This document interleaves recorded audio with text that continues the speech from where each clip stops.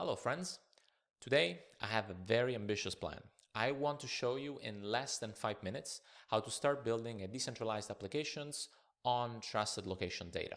We're going to do that by leveraging the Trusted Location API developed by IoTeX and the IoTeX geolocation package. So since we don't have a lot of time, let's just get right to it. The first thing that we're going to do is to create a TypeScript app with Next.js. So we're just going to do that. We are gonna call it Trusted Location.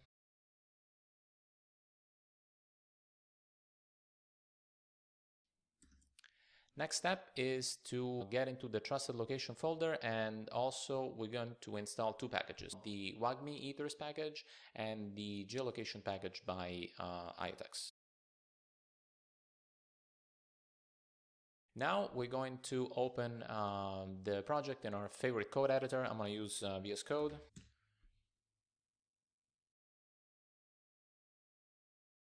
Okay, great. So you will see that now we have our next app.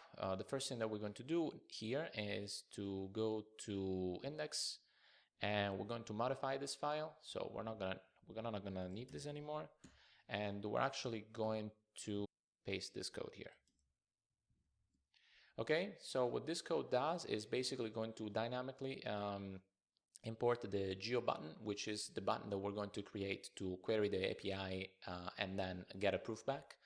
And basically that's all we're going to display. So there is not much UI in the project, but it's just to basically show how the API works. So we save this. The next thing that we're going to do is to modify the app.tsx file. Again, we're not going to need this, and we are actually going to import this. Okay. So obviously let's not worry about the error here, because we don't know what GeoButton is because we haven't created it yet. And in the app, all we're going to do is basically provide a client to WAGMI, and we're going to wrap our app in the WAGMI config component, passing the client. So the next thing that we're going to do is to create a components directory, which is going to have basically two components. One is the connect button, and that's just simple connect button. We're going to use WAGMI to do that. And the second component is going to be the geo button that we mentioned earlier. Okay, so let's go ahead and do that. And then inside we're going to have first the connect button.tsx. So connect button.tsx. Inside this component, we're going to go ahead and paste this code. Okay, and so all we're doing here is using useConnect from WAGMI, which is basically going to map through the connectors and is going to then connect the user. Okay, so that's pretty straightforward. Obviously, you can find more info on the WAGMI documentation. I'll put a link down below. So the next thing that we're going to do is then to create a new file, and we're going to call this geobutton.tsx. Geobutton.tsx. Now, geobutton.tsx, we're going to need to import a few tools. So let's go ahead and do that. So the next thing that we're going to do is to basically create a location object. So a location object is going to have a latitude, longitude, distance, and then a timestamp from and to. So basically what we want to show here is saying, okay, was the user within this area within this time range? And if the answer is yes, the API is going to return the proof. If the answer is no, the API is not going to return any proof. So I just put these random values here. I'll adjust them later, and I'll show you how to do that also. Next thing that we're going to do is to then actually start creating the button itself. Okay, so we're going to basically create an instance of the geolocation package. We're going to use the address from use account from WAGMI, and then we're just going to keep track of the state of the verification, if it's successful or not. Next thing, we are going to basically copy this code, which is the bulk of what this component is doing. Okay, so what is happening here? So here, basically, this is what's happening. we are going to have a function that's called handle the query, and this function is basically going to use the package to create this location object. It's going to use this location object to also create a message and sign it. So once this message is signed using the useSign message from WACME, we're going to have a signature returned, and we're going to use that signature to basically send the query.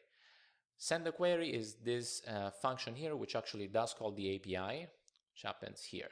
And now here we're saying, for example, that if the API ends up returning a proof with a verified location, then we're going to set verified location successful to true, otherwise we set it to false. And why is this important? Well, it's going to be important in just the next bit of code, which is the final bit, and we're going to put it here.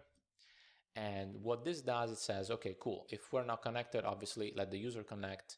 Otherwise, if the user is already connected, we are going to basically handle the query. And then if the verification has been successful, we're going to show a message that says valid proof. Otherwise, we're going to say no proof returned. Okay, so we're basically done. The next thing to do is to actually run the app. So we're going to do that by running npm run dev. And we open localhost 3000. And you will see, like I anticipated earlier, not much UI. We just have the connect button because we're not logged in. So we're just going to connect. It's going to open MetaMask. So this is my address, and so far no proof returned because we haven't done anything. So we're going to try to send the query. So remember what I said earlier, which is that we're at the moment using this location object here, and these are just random values that I put in. So the behavior that we expect is to actually have no proof being returned. So we can go ahead and do that. The app is going to have assigned this message, which says, the localhost wants to sign with this account. And these are the values that we put in the location object, max distance, and the time range. So we're going to go ahead and sign. And it usually takes a few seconds, but no proof returned. So what we're actually going to do is open our IoPay wallet that I have right here. And I'm on testnet, and I can go to settings. You will see there is a web stream component here. And I'm just going to activate geolocation. And then I'm uploading the data, and then in the history here, it will show what my coordinates are. So now I can use those coordinates and put them in the location object and get a proof back. Okay, so now that I'm here, let's go ahead and run it again and send the query. MetaMask will open. It will ask me the same question. I'm going to say yes this time, and just wait a few seconds, and we get a valid proof. And we're done. Was it 5 minutes? Not sure. But the point of this exercise is to give you an idea of what you could build using this kind of technology. For a full stack end-to-end tutorial on how to build an application that leverages this technology, you can check out the developers portal at developers.iotex.io. I'm going to drop a link below. I'm also going to drop a link to this tutorial where you can get all the code.